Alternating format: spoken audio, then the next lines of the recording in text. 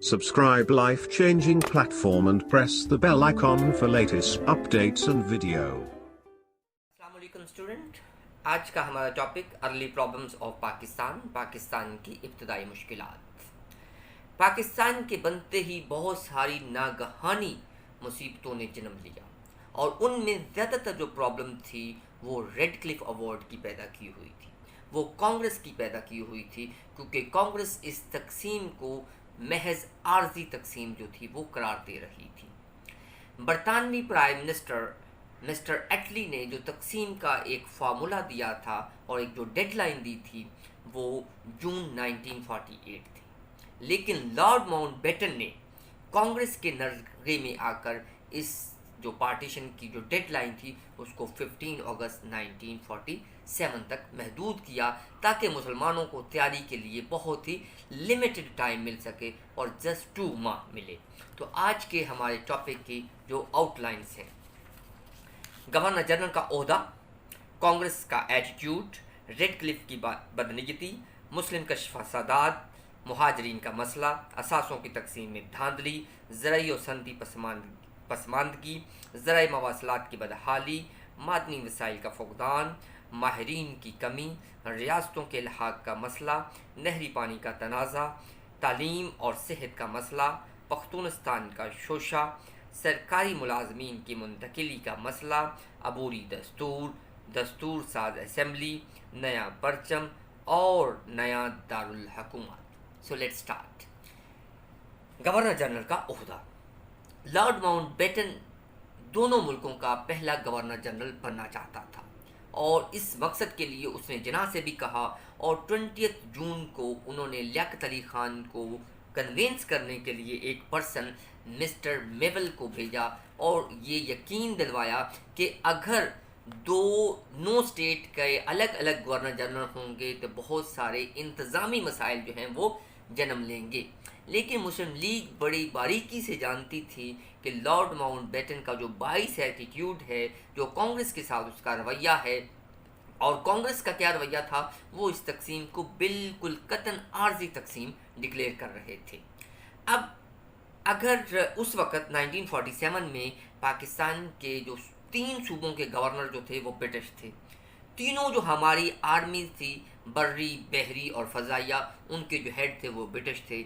बहुत सारे जो आर्मी ऑफिसर थे, जो इसके साथ साथ बहुत सारे जो ब्यूरोक्रेट्स थे, दे वर ऑल्सो ब्रिटिश। और ऐसी सूरत हाल में अगर आप ऊपर head of state governor general भी ब्रिटिश को लगा दें तो ओबियसली ये जो कांग्रेस का एक शोशा था कि ये तो तकसीम का अमल जस्ट एक आर्जी अमल है, तो वो बिल्कुल सच साबित होता। तो इसलिए जो पहला गवर्नर जनरल कायद आज़म ने कहा कि वो खुद he would be the first governor general of Pakistan, क्योंकि ये बहुत सेंसिटिव मैटर है और एक कंट्रोवर्शियल बंदा 2 हेड ऑफ स्टेट का एट ए टाइम गवर्नर जनरल कैसे रह सकता है। उसके बाद है जी कांग्रेस का रवैया। कांग्रेस एक तरफ तो तकसीम के अमल को रोकना चाहती थी और दूसरी तरफ वो मुसलमानों को दूसरी बड़ी कौम मानने से भी इनकार कर रही थी। इलामा इकबाल ने जब तसव्वुर पाकिस्तान दिया तो उसे एक शायर का ख्वाब गर्दाना। जब चौधरी रहमत अली खान ने पाकिस्तान का नाम तजवीज़ किया तो उसे एक फ़र्ज़ी दुनिया का नक्शा कंसीडर किया। लेकिन जब 23 मार्च 1940 को कायद आज़म ने इसे मुसलमानों का नस्बुलैन डिक्लेयर किया तो उन्होंने हर मुमकिन इसकी राह में रोड़े अटकाने की कोशिश की। लेकिन जब तकसीम का अमल शुरू हुआ तो कांग्रेस इसे अपनी शिकस्त तस्लीम कर रही थी, क्योंकि उनके नज़दीक तकसीम का अमल भारत माता के टुकड़े करने के मुतरादिफ है। नेहरू और पटेल एक तरफ तो आज़ादी हिंद पे साइन कर रहे थे तो दूसरी तरफ वो लोगों को मुश्तिल और तिफल तसल्लियाँ दे रहे थे। कांग्रेसी लीडर अब्दुल कलाम आज़ाद ने इस तकसीम को आर्जी तकसीम डिक्लेयर किया। पटेल के नज़दीक हिंदुस्तान को मुत्तहिद रखने के लिए ये आर्जी तकसीम ज़रूरी थी, क्योंकि उसके नज़दीक जो इंडिया का जोग्राफिकली हालात, इसके पहाड़ और इसके समंदर, इसके सहरा इस नौइयत के हैं कि कोई भी इंसानी ताकत इनको तकसीम नहीं कर सकती। उसके बाद रेड क्लिफ की बदनीयती। تقسیم کے پنجاب اور بنگال کی تقسیم پہ قائد اعظم نے 2 اوپینین دیے تھے. ایک، یا تو اقوام متحدہ کی ثالثی کمیٹی آئے وہ تقسیم کے عمل کو سر انجام دے، یا پھر برطانوی جو پری کونسل کے جسٹس کو بلایا جائے. لیکن لارڈ ماؤنٹ بیٹن نے یہ دونوں پرپوزل یہ کہتے ہوئے ریجیکٹ کر دیے کہ اقوام متحدہ کو اس لیے نہیں بلا سکتے کہ ہمارے پاس ٹائم کم ہے، اور برطانوی پریوی کونسل کے جسٹس اس لیے یہاں نہیں آ سکتے کیونکہ یہاں پہ گرمی بہت ہے. تو اس نے اپنی مونوپلی کے لیے باؤنڈری کمیشن بنایا، اور اس کمیشن کے ہیڈ کو ایک برٹش لائر کو اپوائنٹ کیا جس کا نام سر ریڈ کلف تھا. ریڈ کلف انڈیا کے جغرافیکلی حالات سے بالکل ناواقف تھا، بلکہ وہ فرسٹ ٹائم انڈیا آیا تھا. وہ انڈیا کو صرف اور صرف نقشے پر ہی جانتا تھا، اور اس نے اپنا جو ریڈ کلف ایوارڈ تھا وہ 17 اگست 1947 کو پبلکلی ڈکلیئر کیا، جس کے نتیجے میں اس نے ایسٹ پاکستان کے 2 بہت بڑے شہر جو تھے، جن میں کلکتہ، مرشد آباد، اور اس کے ساتھ ساتھ ضلع نادیہ اور ڈسٹرکٹ سلہٹ کے ملحقہ جو مسلم علاقے تھے بہت سارے، وہ بھارت کو دے دیے. جبکہ ویسٹ پاکستان میں پنجاب کے بہت سارے جو مسلم میجورٹی ایریا تھے، جن میں گرداسپور، فیروزپور، زیرہ، بٹالہ، امبالہ، 8 بڑی تحصیلیں تھیں مسلم میجورٹی کی، جو کہ انڈیا کو دے دی گئی، اور جس کی وجہ سے مسئلہ کشمیر بھی پیدا ہوا اور پانی کا مسئلہ. مسلم کش فسادات. کانگریس نے تقسیم کے عمل کو دل سے تسلیم کیا ہی نہیں تھا. کانگریس تقسیم کے عمل کو اپنی شکست اور مسلم لیگ کی فتح سمجھ رہی تھی، اور یہی وجہ تھی کہ تقسیم سے ہندو اتنے دل برداشتہ ہوئے کہ انہوں نے اور سکھوں نے مل کے ایک پلاننگ کے ساتھ مسلم رائٹس شروع کر دیے، مسلم فسادات شروع کر دیے، مسلمانوں کو قتل عام شروع کیا گیا، ان کے گھر جلائے گئے، اور ان کی جائیدادیں جو تھی وہ لوٹ لی گئی. ان فسادات کے پیچھے ایک جو دوسری وجہ ہے، جس کو چودھری محمد علی نے اپنی کتاب میں بھی کوٹ کیا ہوا ہے، کہ ایک وجہ کیا تھی کہ یہ جو تقسیم کے عمل کو پہلے لانا تھا، یعنی کہ جون 48 کی بجائے اگست 1547 کر دینا، یہ، اور وہ اپنی کتاب میں واضح طور پہ لکھتے ہیں، یہ فسادات بھی ماؤنٹ بیٹن کی غیر دانشمندی کا نتیجہ تھے، جو اس نے یک لخت تقسیم کی تاریخ کو بہت آگے بڑھانے میں کی. مجھے پورا یقین ہے کہ اگر پنجاب کے ہندو اور مسلمان ملازمین کی مناسب طور پر تقسیم اور تنظیم کے لیے 8 یا 9 ماہ کی مہلت مل جاتی تو پھر اگست، ستمبر، اکتوبر میں ہونے والے جو رائٹس تھے وہ بہت حد تک کم ہو جاتے. جیسے ہی ملک کی تقسیم کا اعلان شروع ہوا تو ہندوؤں اور سکھوں نے منظم طریقے سے بڑے پیمانے پہ قتل و غارت شروع کر دیے. ہندو راجوں اور مہاراجوں نے ان کا پورا ساتھ دیا. ایسٹ پنجاب کے اندر جو مسلم سولجرز تھے ان سے ان کے ویپنز واپس لے لیے گئے، جبکہ جو نان مسلم تھے ان کے ویپنز واپس نہیں لیے گئے. مین کہ ڈائریکٹلی وہ بھی ان لوگوں کو بیک اپ میں سپورٹ کر رہے تھے. پھر اس کے ساتھ ساتھ ایک اندازے کے مطابق مشرقی پاکستان میں 5 لاکھ مسلمانوں کو شہید کیا گیا، 10 لاکھ مسلمانوں کو زبردستی ہندو یا سکھ بنایا گیا، 50,000 خواتین کو مشرقی پاکستان میں اغوا کیا گیا. یہ اتنے بڑے لیول پہ یہ فسادات ہوئے. مہاجرین کا مسئلہ، اب یہ دوسرا بڑا مسئلہ تھا کہ تقسیم ہند کے ساتھ ہی سکھوں نے جو ایک سوچی سمجھی سازش کے تحت جو فسادات شروع کیے، اس میں بھی مولانا عبدالکلام آزاد اپنی کتاب انڈیپینڈنس آف انڈیا میں یہ لکھتے ہیں کہ ویسرائے نے پرزور طریقے پر کہا کہ اگر تقسیم کے بعد کوئی فسادات ہوا تو فساد کو روکنے کے لیے کسی تدبیر سے گریز نہیں کریں گے، اور ضرورت پڑی تو فساد زدہ علاقوں میں بمباری کروانے سے بھی باز نہیں آئیں گے. لیکن مشرقی پاکستان میں مسلمانوں کا قتل عام ہوتا رہا اور لارڈ ماؤنٹ بیٹن کے کان پر جوں تک نہ رینگی. پھر سکھوں کو یہ لالچ دیا گیا، خالصتان کا لالچ دیا گیا، اور سکھوں نے امرتسر سے لے کے دہلی تک علاقہ صاف کرنا شروع کر دیا۔ مسلمانوں کا وہ قتل عام کیا گیا۔ 15 اگست 47 کو انہوں نے آزادی کا جشن کیسے سیلیبریٹ کیا؟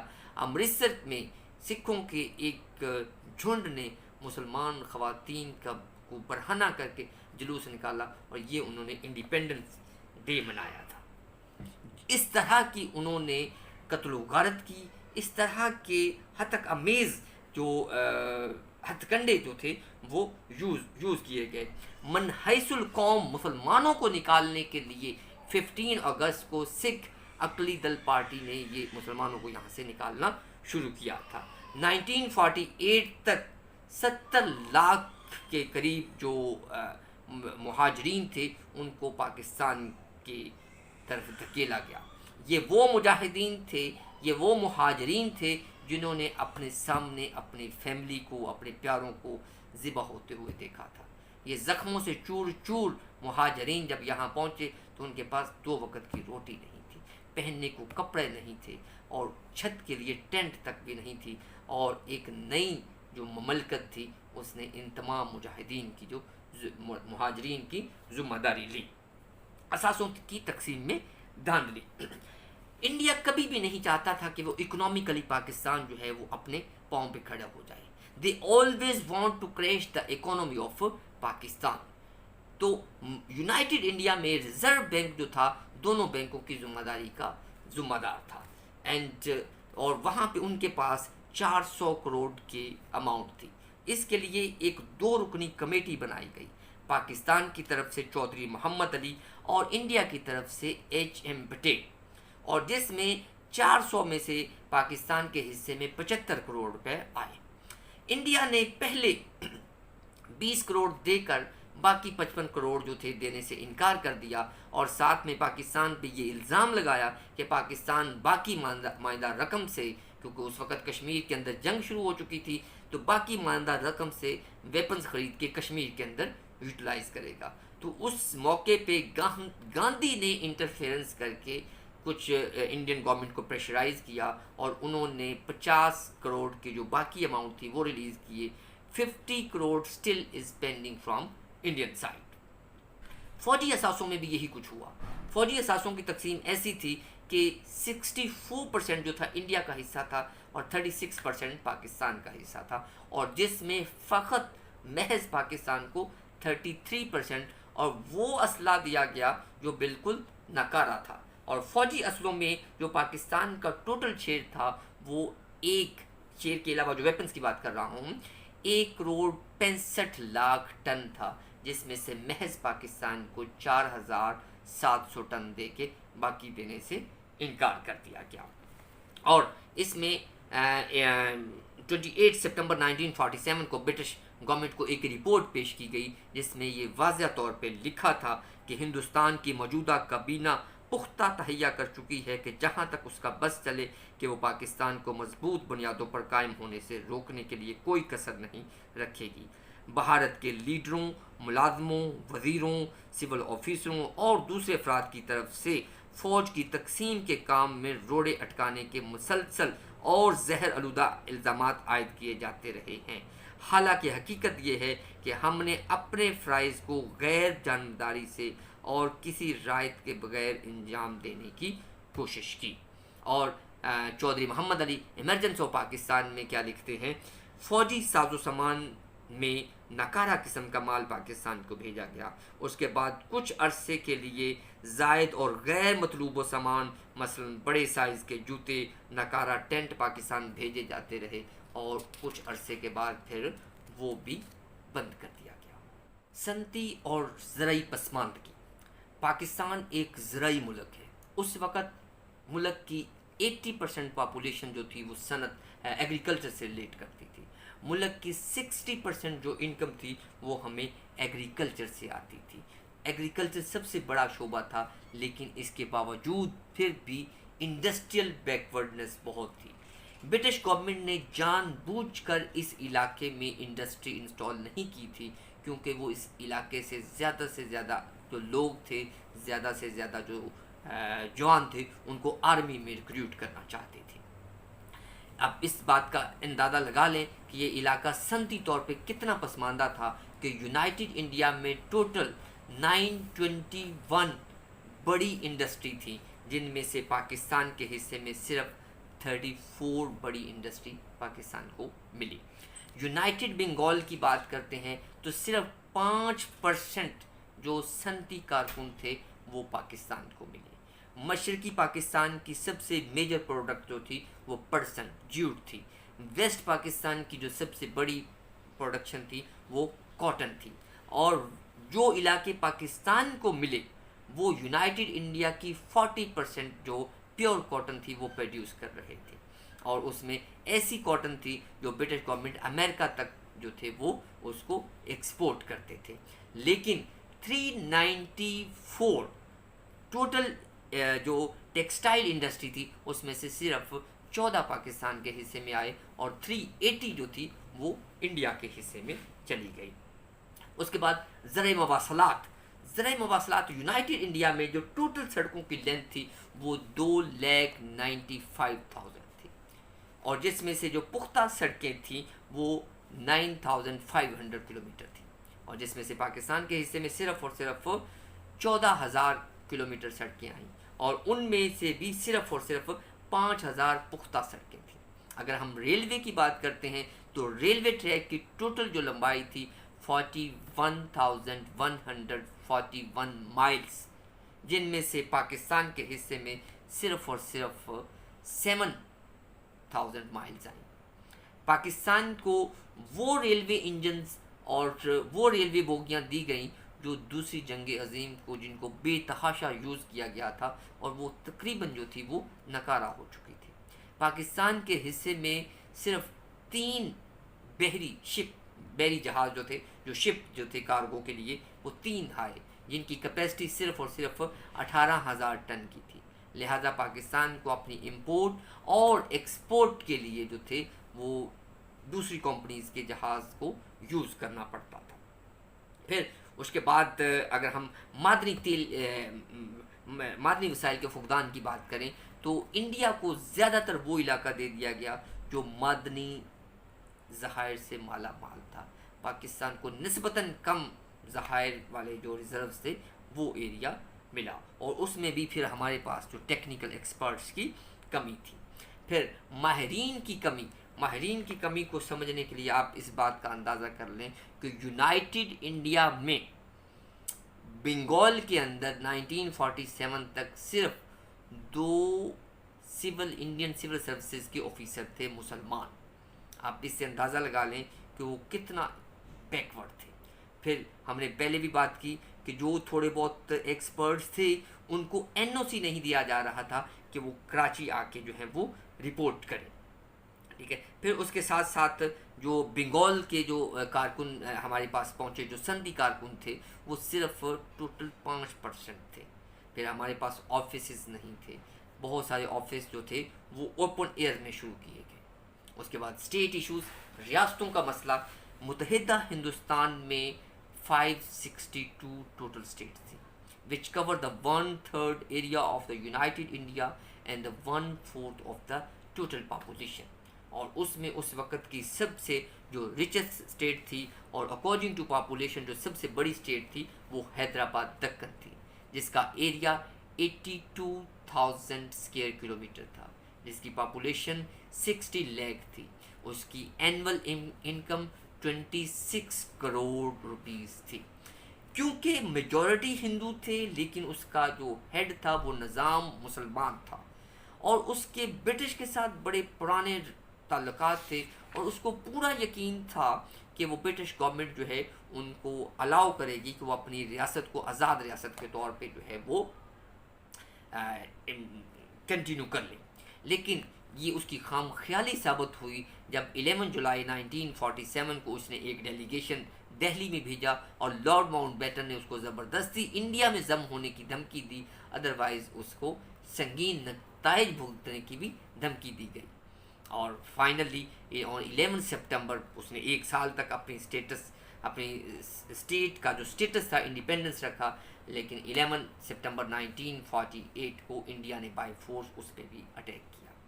کشمیر اس وقت کی سب سے بڑی اسٹیٹ تھی، جس کو ہم ایک سیپریٹ ٹاپک کے طور پر بھی ڈسکس کریں گے، جس کی ٹوٹل پاپولیشن 60 لاکھ تھی، اور اس کا جو ٹوٹل ایریا تھا وہ کشمیر کی پاپولیشن 40 لاکھ تھی، اور اس کا جو ٹوٹل ایریا تھا وہ 84,471 اسکوائر کلومیٹر تھا، اور اس کی 77% پاپولیشن مسلم تھی۔ اس کے ساتھ کیا ہوا یہ ہم ایک الگ سے ٹاپک میں ڈسکس کریں گے۔ اس کے بعد ریاست جونا گڑھ جو تھی یہ کاٹھیا وار کے ساحلی علاقے سے تھی، اور کراچی سے جسٹ 480 کلومیٹر اوے۔ اس کی ٹوٹل پاپولیشن 7 لاکھ، اور اس کا ٹوٹل ایریا 3377 اسکوائر کلومیٹر۔ اس کو بھی انڈیا نے بائی فورس جو تھا وہ کیپچر کیا، حالانکہ اس کا نواب جو تھا وہ پاکستان کے ساتھ الحاق کرنا چاہتا۔ ریڈ کلف کی غیر منصفانہ تقسیم کی وجہ سے 2 head workers, Madhupur head workers اور فیروز پور ہیڈ ورکرز جو تھے وہ انڈیا کو دے دیے گئے، حالانکہ وہ مسلم میجورٹی ایریا میں تھے۔ کیونکہ پاکستان ایگریکلچر کنٹری ہے، تو انڈیا نے اپریل 48 میں ان ہیڈ سے جو نہریں پاکستان کو سیراب کرتی تھی ان کا پانی بند کر دیا، مطلب وہ پاکستان کے لیے کوئی بھی پرابلم کریٹ کر سکتا تھا۔ تو اس کو چودھری محمد علی نے ایمرجنسی آف پاکستان میں کیسے انٹرپریٹ کیا؟ 17 اگست 1947 کو جب سرحدوں کے بارے میں ثالثی فیصلے کا اعلان کیا گیا تو یہ معلوم ہوا کہ ریڈ کلف نے نہ صرف مسلم اکثریتی علاقے بڑے پیمانے پر ہندوستان کو دے دیے ہیں، بلکہ سرحدی خط اس طرح کھینچا ہے کہ دریائے راوی پر مدھوپور ہیڈ ورکرز اور دریائے ستلج پر فیروز پور ہیڈ ورکرز دونوں ہی ہندوستان کی جانب رہ گئے ہیں۔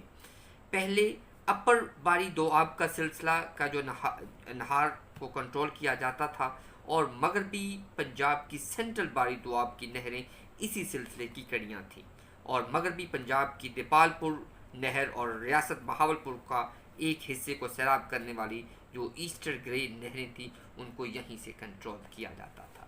تعلیم اور صحت کا مسئلہ۔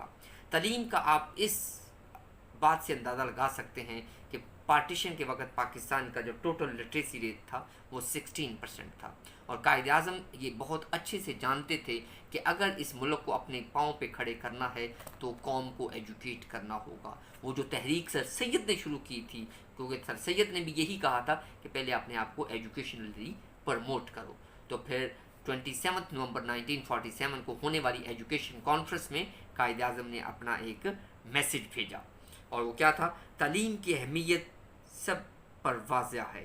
1 صدی سے زائد عرصے تک غیر ملکی تسلط کا یہ قدرتی نتیجہ ہے کہ ہمارے لوگوں کی تعلیم پر مناسب توجہ نہیں دی گئی۔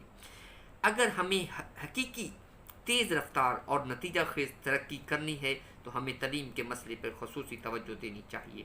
تعلیم کا پروگرام ہمارے دلوں کے مزاج، ثقافت، تاریخ کے ہم آہنگ ہونے کے ساتھ ساتھ دنیا بھر میں ہونے والی وسیع ترقیوں اور جدید تقاضوں کے مطابق ہوگا۔ صحت کا ہمارا حال کیا تھا کہ مہاجرین کا برڈن ہم پہ تھا۔ 47 میں پاکستان میں جو رجسٹرڈ ڈاکٹر تھے ان کی تعداد 1225 تھی، اور جو سرجیکل انسٹرومنٹ تھے جب ان کو یوز کیا گیا تو ان میں سے پتہ چلا ان کے بہت سارے جو ان کے پردہ جات تھے ہندو ڈاکٹرز یا سکھ ڈاکٹر وہ اس کو نکال کے ہی لے گئے، وہ بالکل ناکارہ پڑے ہوئے ہیں۔ پختونستان کا شوشہ۔ جب خیبر پختونخوا میں ریفرنڈم ہو رہا تھا تو لارڈ ماؤنٹ بیٹن نے وہاں کے گورنر جو کہ برٹش تھا اس کو اسپیشل انسٹرکشن دی کہ یہ ریفرنڈم انڈیا کی فیور میں ہونا چاہیے، لیکن جب وہ ناکام ہوا تو اس نے خان برادران کے ساتھ ایک نیا شوشہ چھوڑا خیبر پختونستان کا، اور انہوں نے پختونستان کا جو تھا مطالبہ کر دیا۔